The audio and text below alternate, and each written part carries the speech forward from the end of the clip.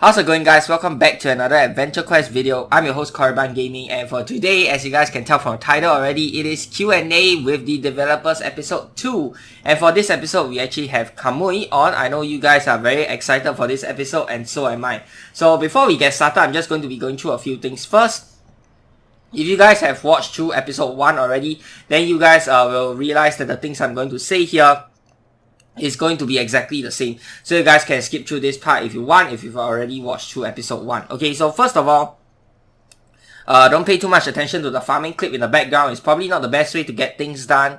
If you want a proper farming guide or whatnot, I'm sure there are better written guides out there. So don't follow this. It's just more of a filler clip to put in the background. Secondly, the staff has taken time out of their busy schedule to go ahead and do this interview with me. It is completely voluntary, not part of their regular job scope, so they can actually choose not to do it if they want to.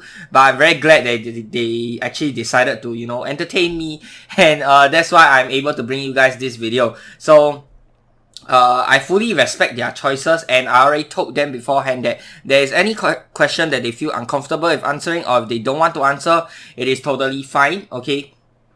Next up, I do not know when the next episode of this series will be released, so do not ask me.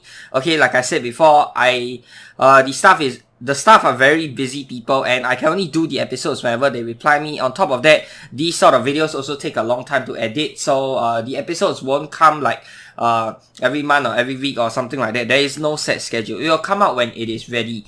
Okay, the next part is all the answers that you see on the screen are 100% copy-pasted exactly from what the staff has replied me with. So none of it is paraphrased. I did not add any other stuff inside it. I did not change anything. So this is the exact answers that the staff has given me. That being said, because this is a written interview, okay, I will be adding on a few of my own thoughts after reading through the answers that the staff gave me, just to make it a little bit more interesting.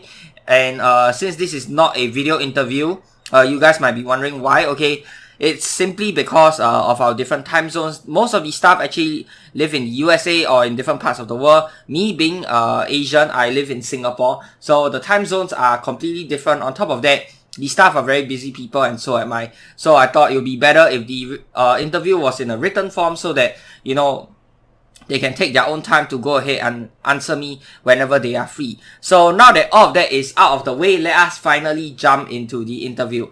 Alright, so question 1. Can you tell us a little about yourself? Age, role in AE, how long have you been working at AE, any other interesting facts about yourself, etc. I'm in my early 30s, living in the east coast of the United States. Been working at AE for around a decade, and main job is programmer/designer. I enjoy all kinds of video games, and in general I'm pretty laid back on stuff. Alright, so just a little short introduction about himself. Next question. How did you join/first know about AE? I think I first found out about AQ via some random ad, played it, and eventually ended up joining the Knights of Order, and then becoming one of the lead programmers. So you see here, it's there's sort of a pattern going on. Very interesting that most of the staff that we have nowadays actually all started off as players, just like you and me, and then they slowly worked their way up. Arctics recognized their talents and brought them onto the team to become, the main developers for the game. And it's very great to see them bringing in people who used to be players to be developers, because they know the game best and they know what is fun and what is not, and all of these small little things inside of the game. So it's very nice to see that happening. Alright, next question. Was AE your first choice when selecting a company to join? It wasn't my first job, but I've always loved games. The opportunity to help create games that other people can find entertaining has always been a dream job of mine. So once again, like the rest of the developers that I've interviewed before, he has a very strong passion for making games, and I think that's great, because once you have passion for something, you don't really find it a job anymore. It's not really like a job anymore when you are doing something that you enjoy. I think it's good that all the developers in AE have this strong passion of creating games for the people that love to play their games. Alright, next question. What attracted you to come work for AE? Like I said in question 3, I've always loved games. So the chance to help make games people can have fun with was a big reason I was eager to work with AE. Nice. Next question. What do you think you'll be doing now if you weren't working for AE? Honestly, I don't know. I'm very glad for the job I have right now, and I'm very glad that it allows me to work from home. So with the whole COVID situation and whatnot, I would imagine that most of the staff right now are still working from home. I do hope the situation gets better in the United States. It is probably one of the worst hit countries in the world right now, and yeah, I'm glad that they are still able to carry out the weekly releases from home. Really kudos to them for that, despite all of the restrictions they have working from home and not being able to work in the office. So huge shout out to the staff for being able to, you know, still come out with the weekly releases that we enjoy so much. Next question. Favorite colleague in the office? I couldn't possibly choose. In Media Res, IMR, Cray, Holo, and Captain Rhubarb are all utterly amazing people. So once again, another developer that really just enjoys being in the company of everyone at the office. And I think it's really great that they have this very friendly, sort of like family-oriented environment in the office, whereby, you know, everyone is just friends with everyone. And I think that is great, and it really helps to boost the productivity of their work, especially when you are working around with people that you enjoy working around with. Next question. If there is a chance to collaborate with developer teams from other AE games, which developer team would you most like to collaborate with? The Dragon Fable team is the closest, in my opinion, to Adventure Quest's general feel, and we can pretty easily have collabs if need be. Nice, because that just so happens to be the two games that I'm playing right now, and we already see quite a lot of Dragon Fable inside of Adventure Quest, especially with last year's Haunted Dragonlord Mastercraft set. So if one day they were to have a collaboration, I think it'll be amazing. Alright, next question. Do you play AQ in your spare time as a player instead of a staff/tester? If yes, how long / often? Sometimes. It can be fun to mess around against random monsters, but usually if I'm playing AQ, it's for testing purposes. Nice to see that he's still playing AQ, but at the same time, it's also kind of sad to see that he probably doesn't have that much time as compared to in the past to play as a regular player anymore, because most of the time he spent developing the game, testing for bugs, you know, and all of that to make the game more enjoyable for regular players like you and me. Next question. Do you play any other AE games? Unfortunately, not really. There's just not that much time in the day to do so. Okay, next question. Do you play any non-AE games? If yes, can you name your favorite? Quite a few, but I tend to rotate through what I'm currently playing fairly regularly. I recently got Bug Fables and I'm looking forward to starting that up. Okay, so Bug Fables is quite a popular game from what I remember recently. Oh wait, no, that was another game that also had bugs in the name. What was it? Oh, Bug Snacks. Okay, the popular game that was released recently was Bug Snacks. Okay, Bug Fables I think is still quite popular. Alright, next question. One thing you like about AQ? I'll say one of the big things I like in the game is how many mechanics come into play in its combat. We've got a cool status effect system and all kinds of neat effects we come up with for various items and monsters. Yeah, and I fully agree with this point. Nowadays, like compared to the past, we have so many different special effects right now. We have Burn, Bleed, Petrify, Rubify, we have Stun, we have Daze, we have Spirit Rend. All of that, I don't even think there were so many inside of the game to begin with, and I'm glad that they are branching out to do a bunch of different stuff. Also, we've got a whole new status effect system that only just got released last year, and they really made full use of it during the Haunted Dragonlord Mastercraft set. Also, the story whereby you were fighting the Doombringers, that also showed us what the new status effect systems were really capable of. Granted, it was a little bit bugged at the start, but afterwards, the staff managed to fix all the bugs, and it came out to be a very interesting new way of playing the game and setting new difficulties for the players, especially since there aren't a lot of difficult fights in the game right now. I think introducing new mechanics like these is really what keeps the game interesting for a lot of the players. Next question. One thing you don't like about AQ. Some of the engine limitations are a bit of a challenge to work with, but thankfully we tend to come up with good ways to work around said limitations. Okay, so looks like most of the team, not just AQ but DF as well, echo the same sentiments about the engine limitations. I hope one day that they are eventually able to overcome this. you know, maybe rewriting the game in using a different engine, though that will be a massive project, and I don't know if that day will ever come. But you know, hopefully, if that day should come around, then we'll see huge improvements to the game that were not previously possible like 10 or 20 years ago. And then, you know, we'll all be looking back at, hey, this was AQ in the past, and look at AQ now. It's so different. It already is a huge improvement from the past. But you know, I imagine what would happen if they didn't have all these game engine limitations. I think the game would be a lot more better, you know, if we were to ever see that one day. Next question. One thing you want to change about AQ. I'd love to fix most of the OP items in the game to be more balanced. One example from a while back was the Iron Thorn Shield. We ended up completely changing what the item did, but it's still very useful for players, while no longer being completely overpowered and required on all loadouts. Wow, this... I don't even know what to say, man. If you guys remember that time when they changed the Iron Thorn Shield, a lot of people were calling, oh man, it was such a huge nerf, and there was so much hoo-ha on both the Discord and the forums, and people were going mad, you know, oh my gosh, how could you do this? Like, you haven't touched the shield for like 20 years ever since it came out, and now you are going to change it, you know? How could you do this to us? But I do agree, game balance is a very big part of what makes the game enjoyable. Okay, Iron Thorn Shield used to be something that was good for all builds.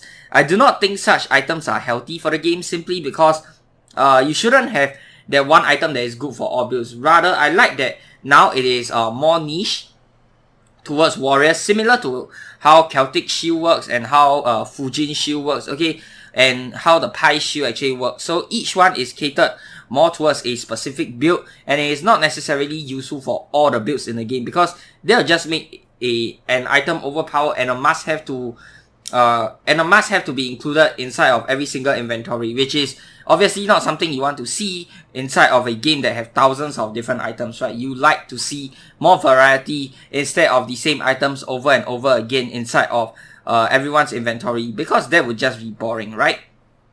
Next question. Your favorite class or mastercraft set in the game, and why?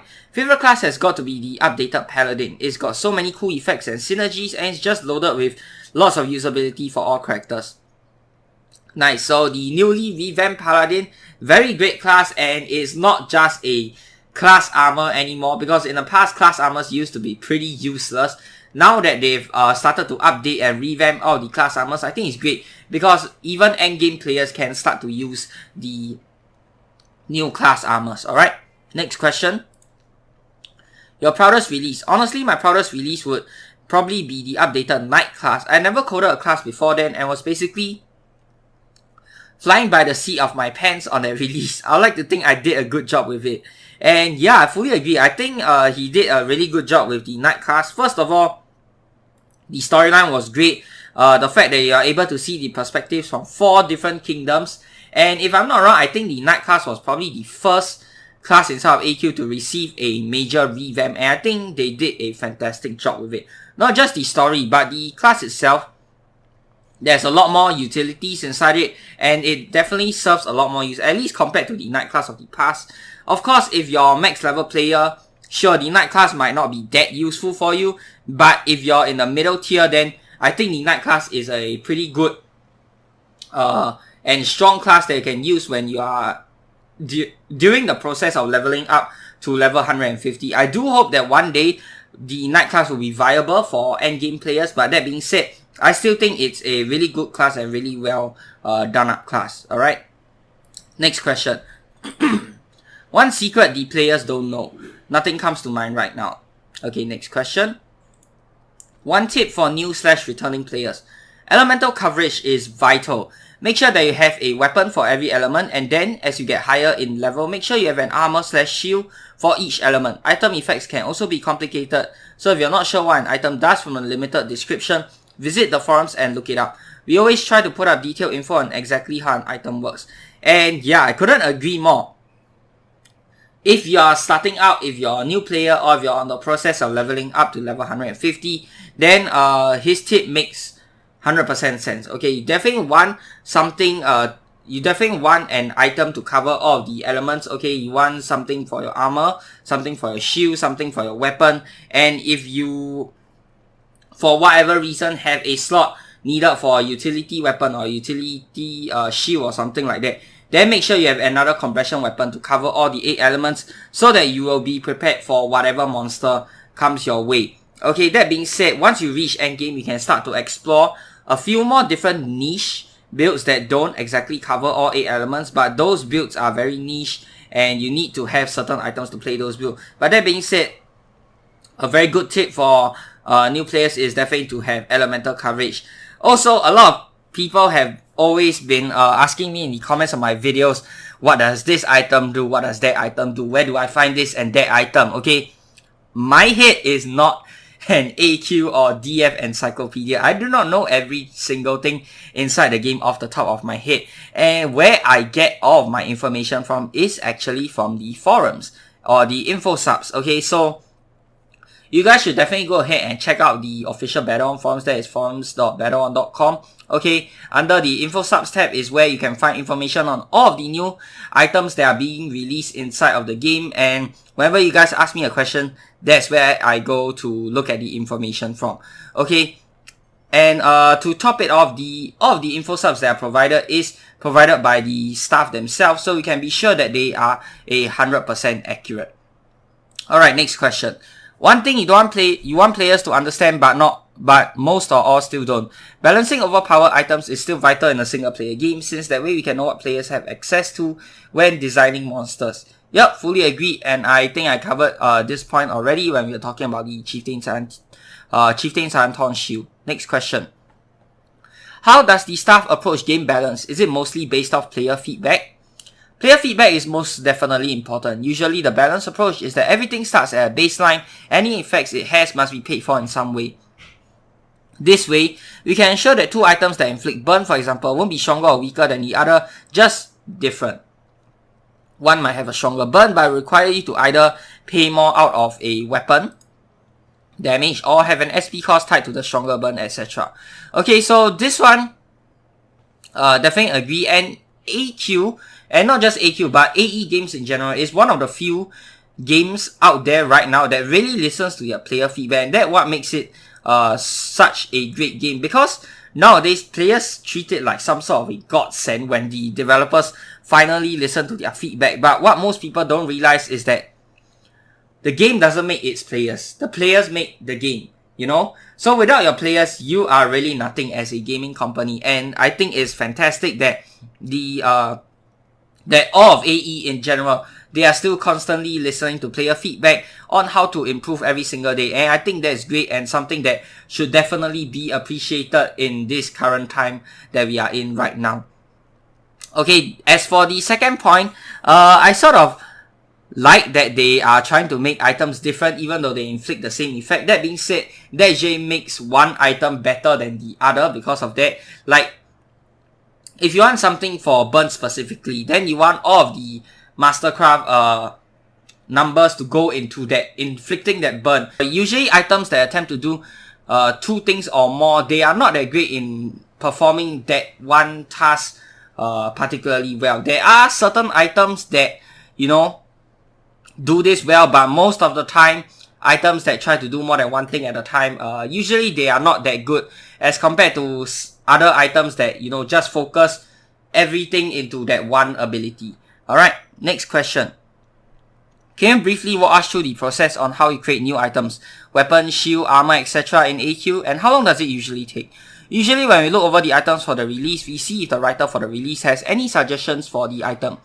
If they did, then we try to stick as close as possible to the writer's suggestion as possible, generally talking with them about how the effects should be balanced / paid for. If no suggestions were made, we look at the context of how the item factors into the release. If the art of the item suggests any special effect it could do, and from there we start figuring out how the item should work, what effects it should have, etc. Okay, next question. Any big plans / ideas you have for the game currently but are unable to carry out due to lack of time / manpower / any other reason? If it's a secret, you can choose not to share. Quite a few, but nothing I'm currently able to share. Honestly, I don't know why I include this question in all my interviews, because more often than not, they are usually not able to share the plans that they have for big projects. So yeah, I'll probably keep that in mind for future interviews. Alright, next question. Any thoughts on the AQ community? Forums, Discord, Reddit, YouTube, etc. The community is great. I'm super glad that we've had players that have stuck with us for years and years, and I'm always happy to see the reactions players have to new items. I tend to hang out on Discord, but do look at the forums as well. Nice. Next question. Where do you see the game in 5 years? Mobile? Honestly, I don't know. Mobile might be difficult to implement, but I'll be willing to give it a try. At minimum, I'd love to be able to have some sort of companion app that you can use to get some Go/XP for your AQ account or to maintain your estate while away from a computer.